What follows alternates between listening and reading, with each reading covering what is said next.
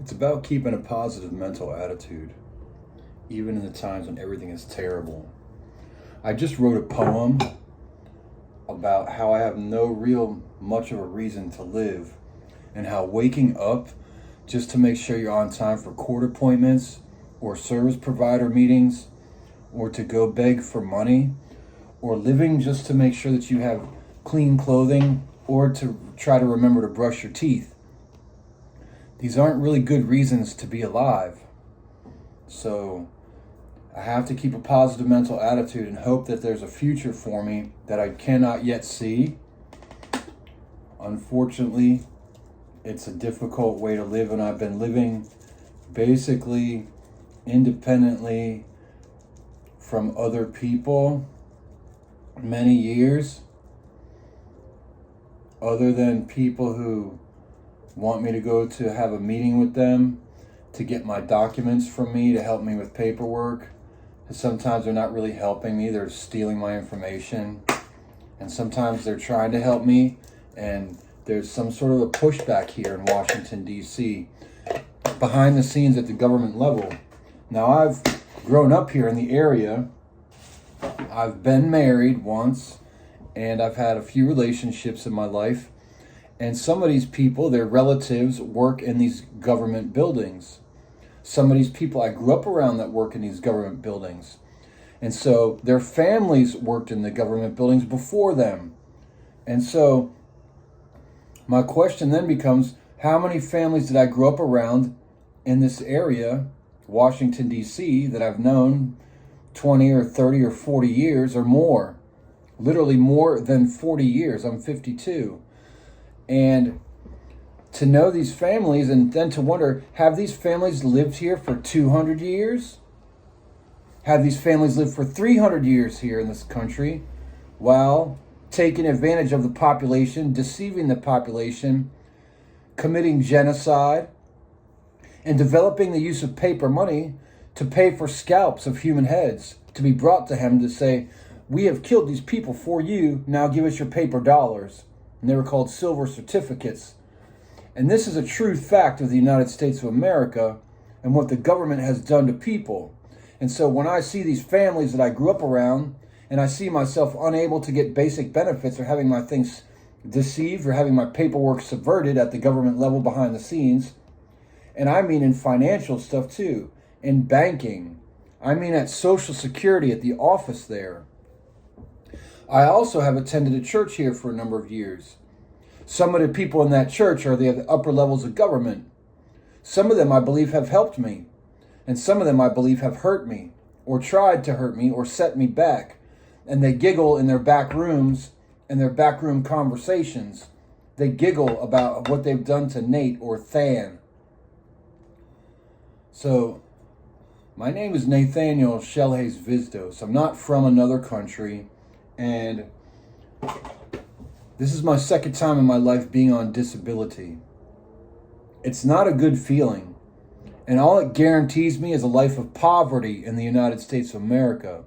And I want to know why people that I grew up around, why family members I grew up around, or why church people I've known have hurt me rather than helped me.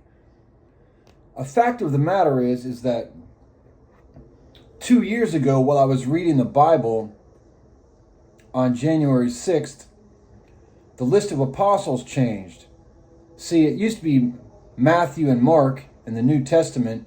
They listed the apostles, and in one list of the 12 was Bartholomew. In the other list, there was Nathaniel.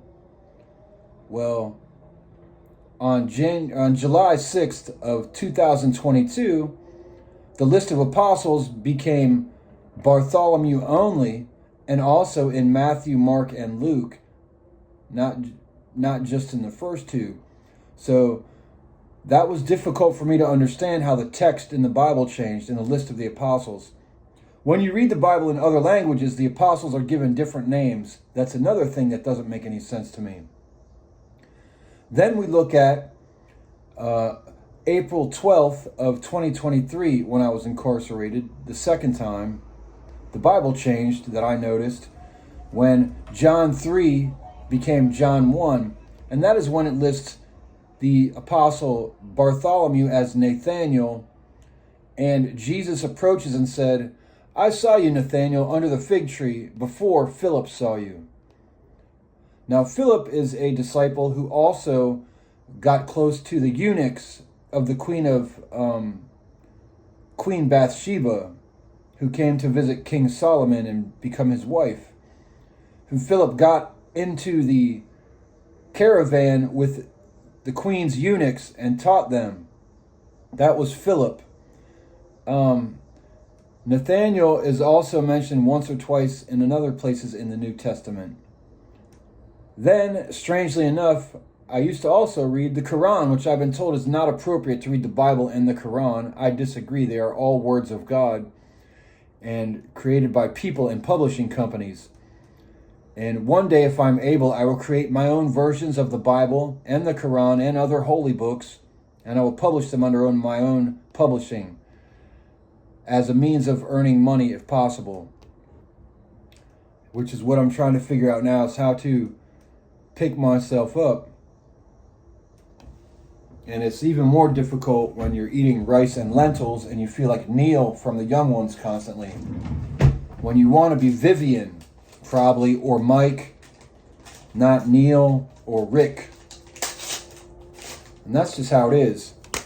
But unfortunately, I've been feeling very much like Neil, because Neil used to cook lentils constantly. And lentils are different than other beans, similar to garbanzo beans, or also known as chickpeas.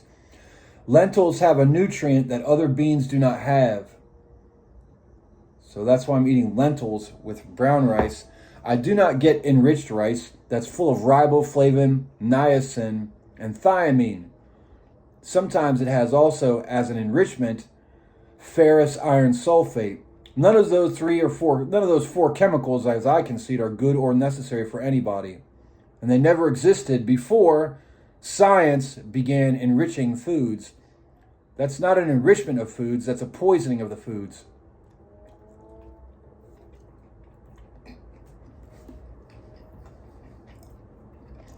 What people need is affordable, healthy food and the enrichment of our diets completely in the United States of America. Rather than encouraging college students to get drunk and eat ramen and survive off of ramen and beer, noodles that are basically cardboard with flavored water and alcohol. And that seems to be what the American college student jumps into, is the oodles of noodles or ramen and beer routine. Very, very bad. And this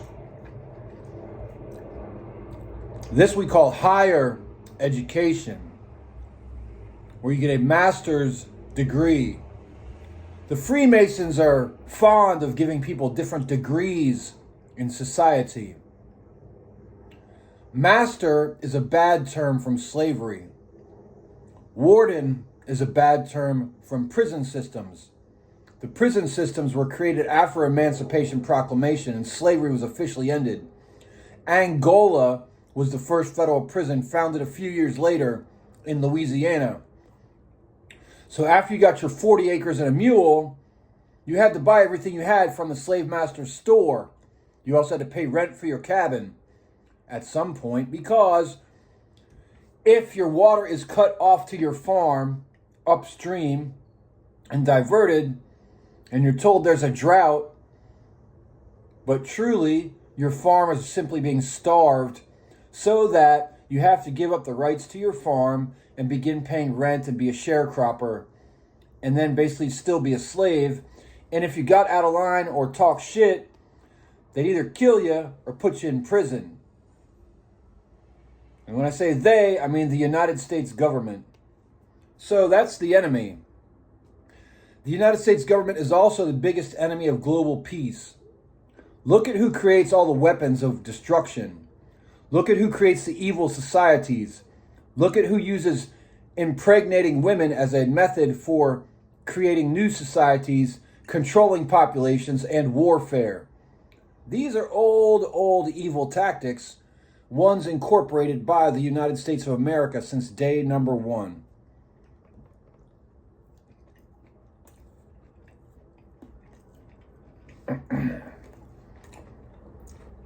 Now, I grew up around a bunch of punks and metalheads, musicians and artists in Reston, Virginia.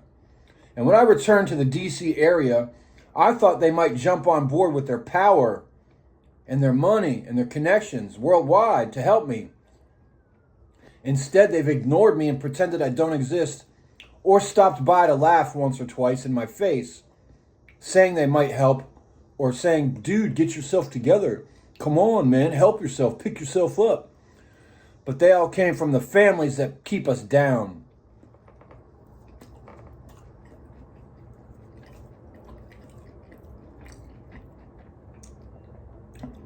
I think probably I grew up around some of the most evil ancient families in the world. Just some of their people, not all of them. However, now I know what they're like.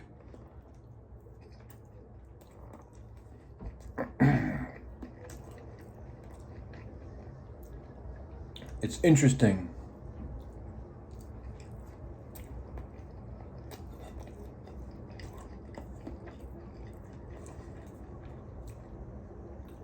It's interesting to visit Congress regularly. It's interesting to walk the grounds around the White House regularly. It's interesting to visit the Supreme Court outside of it and be on the steps and out front regularly.